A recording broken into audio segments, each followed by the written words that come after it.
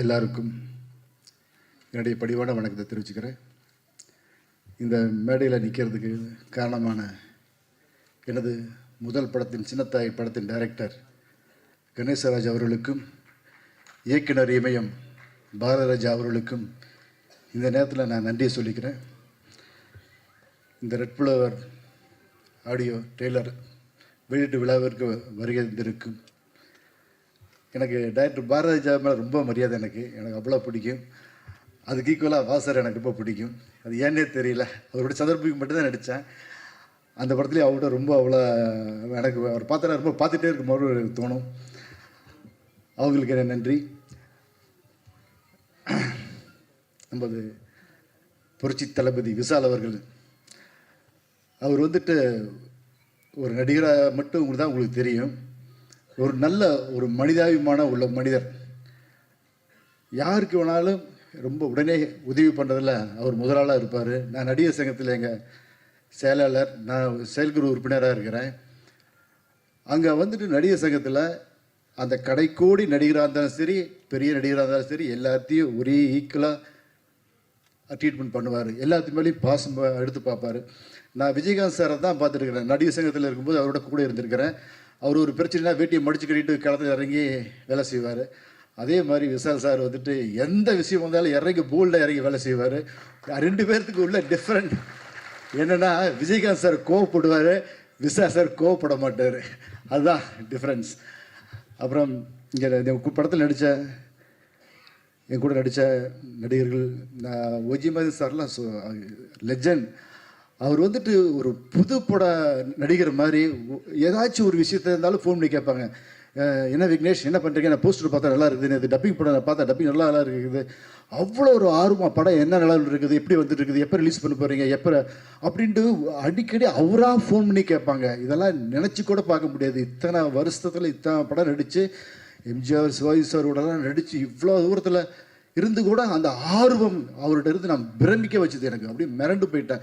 அந்த அளவுக்கு அவர் ஆர்வமாக இந்த படத்தை பற்றி கேட்டுகிட்டே இருப்பாங்க. அது காரணம், விக்னேஷ் இந்த படத்தில் ஏதோ இருக்குது, ரொம்ப நல்லா இருக்கிற மாதிரி இருக்குதுப்பா, ஏதோ நல்லா இருக்குது, நான் டப்பிங் பேசும்போது பார்த்தேன், அதனால தான் நான் அடிக்கடி கேட்குறேன், என்ன லெவல் இருக்குது அப்படின்னு கேட்டுகிட்டே இருப்பாங்க. அவருக்கு ரொம்ப ரொம்ப நன்றி. அப்புறம் அஜிரத்னம் சார், நான் சொன்ன உடனே இந்த படத்தில் நடித்து கொடுத்தாங்க. அப்புறம் நாசர் சார், தலைவர் சார், விஜய் சார் நீங்கள் எல்லாம் பார்த்துருப்பீங்க, கிராமத்தை தான் பார்த்துருப்பீங்க. இந்த படத்தில் ஹாலிவுட்டே கலக்கிற மாதிரி ஒரு கேரக்டரில் பண்ணியிருக்காரு. ரொம்ப நல்லா பண்ணியிருக்காரு. அவர் எல்லாருமே கிராமத்தனாவே பார்த்துட்டாங்க.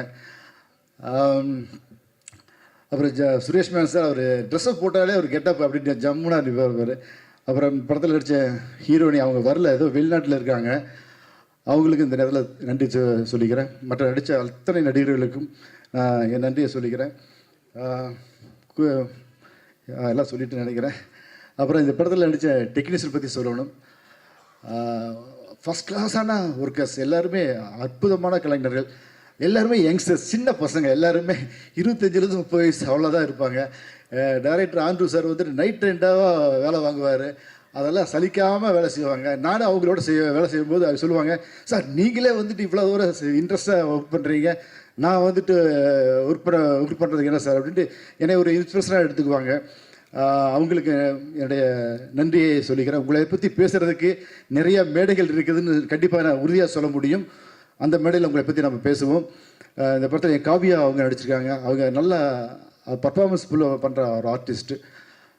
அப்புறம் எங்களுடைய டைரக்டர் ஆண்ட்ரூ அவர்கள் ஒரு நல்ல டைரக்டர். கன்ஃபார்மாக இந்த படத்தில் நீங்கள் ட்ரெய்லர் பார்த்துருப்பீங்க, சாங் பார்த்துருப்பீங்க, எல்லாமே பார்த்துருப்பீங்க. நல்ல டைரக்டர், நல்ல டெக்னீஷியன், இல்லை எந்த ஒரு டவுட்டுமே கிடையாது. நல்ல டெக்னீஷியன், நல்ல டைரக்டர், நல்ல மனிதர்.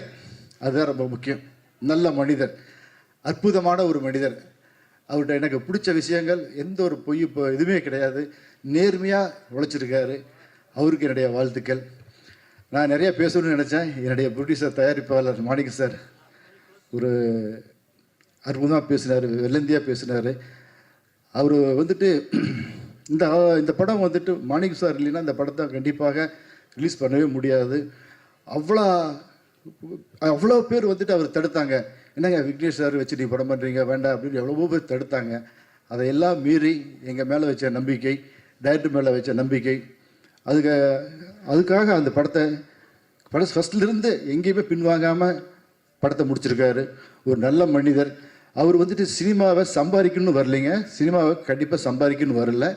இங்கே வந்துட்டு சினிமாவை லவ் பண்ணி சினிமாவை ரொம்ப என்ஜாய் பண்ணி சினிமாவை அவ்வளோ அவருக்கு பிடிக்கும். சினிமா மேலே அவ்வளோ பற்று உள்ளவர். அவர் சினிமாவுக்கு வர்றது நிறையா டைரக்டர்கள், நிறையா டெக்னீஷியன்ஸுக்கு ரொம்ப ஒரு வரப்பிரசாதமாக அமையும். ஏன்னா இந்த படம் எனக்காக இல்லைன்னா கூட தயாரிப்பாளர் மாணிக்கம் அவர்களுக்காக இந்த படம் பெரிய ஹிட் ஆகணும். ஏன்னா மாணிக்கம் சார் வந்துட்டு இந்த படம் ஹிட் ஆச்சுன்னா நிறைய படம் பண்ணுவார். இந்த படத்தில் வர படத்தை எடுத்துக்கிட்டு வீட்டில் வச்சுக்கிற மனிதன் கிடையாது. நிறையா படம் பண்ணணும் அப்படிங்கிற ஒரு ஆர்வம் உள்ள ஒரு மனிதர். அதனால் இந்த ரெட் ஃப்ளவர் படத்தை கண்டிப்பாக நீங்கள் எல்லாமே தியேட்டரில் போய் பார்த்து வெற்றி படமாக அமைச்சு கொடுக்கணும். அன்பார்ந்த பத்திரிகை நண்பர்களே, மீடியா நண்பர்களே, டிஜிட்டல் மீடியா நண்பர்களே, இந்த ரெட் ஃப்ளவர் படத்தை நான் இத்தனை வருஷம் ஒரு 30 வருஷத்துக்கு மேலே நான் சினிமாவில் இருக்கிறேன். நான் இந்த இடத்துல மேலே நிற்கிறதுக்கு ரொம்ப கஷ்டப்பட்டுருக்கிறேன். ரொம்ப கஷ்டப்பட்டுருக்கிறேன். அந்த கஷ்டங்கள் கொஞ்சம் நஞ்சம் இல்லை, அவ்வளோ கஷ்டப்பட்டிருக்கிறேன். அவ்வளோ அவமானங்கள், அவ்வளோ தோல்விகளை நான் சந்திச்சுட்டு இங்கே வந்திருக்கிறேன். இந்த படத்தை கொண்டு போய் நீங்கள் மக்கள்கிட்ட சேர்க்கணும். ஏன்னா மக்கள் இந்த படத்தை தியேட்டரில் வந்து ரசிக்கணும், தியேட்டரில் வந்து பார்க்கணும். அதுக்கு மீடியா நண்பர்கள் நீங்கள் தான் அதுக்கு ஒரு ஒரு பாலமாக இருக்கணும். ஏன்னா நான்லாம் வந்துட்டு சினிமாவை எனக்கு எதுவுமே எனக்கு பிடிக்காது. சினிமா தான் எனக்கு அவ்வளோ பிடிக்கும். சினிமாவுக்காகவே நான் இந்த மேடையில் செத்து போயிட்டா கூட சந்தோஷப்படுவேன். அவ்வளோ தூரம் எனக்கு சினிமா பிடிக்கும். அந்த சினிமா அந்த அளவுக்கு பிடிக்கிட்டு தான் நான் இத்தனை வருஷம் கழிச்சு மறுபடியும் ஒரு கம்பேக் கொடுத்து ரெட் ஃப்ளவரை கொடுக்கறதுக்கு என்னால் முடிஞ்சது. நான் தோக்கலாம், என்னுடைய முயற்சி தோக்கக்கூடாது, முயற்சி தோக்கக்கூடாது, நம்பிக்கை தோக்கக்கூடாது. அதனால் இந்த ரெட் ஃப்ளவர் படத்தை மக்கள் நீங்களாம் போய் மக்கள்கிட்ட சேர்க்கணும்.